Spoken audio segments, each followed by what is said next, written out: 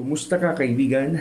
Sa video na ito ay aking ibabahagi sa iyo ang ilang tips kung paano magdasal. Handa ka na bang makinig kaibigan? Alalahanin mo lamang ang salitang ACTS or A-C-T-S. Letter A ay adoration o pagbibigay papuri at luwalhati sa ating Panginoong Diyos. Halimbawa, Ama naming Diyos na makapangyarihan sa lahat. Sa letter C naman, ito ay confession o paghingi ng tawad sa mga pagkukulang at pagkakasalang ating nagawa.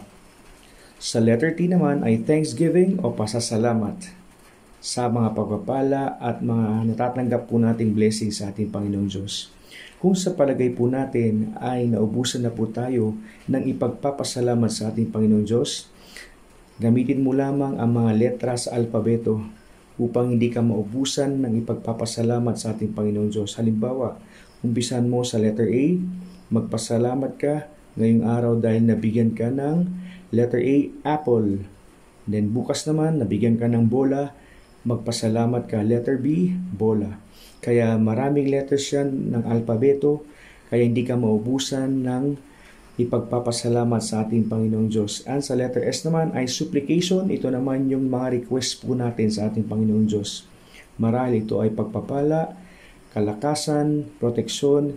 Yan po ang ating mga karaniwang request, kaibigan ko. Kaya naman ulitin po natin.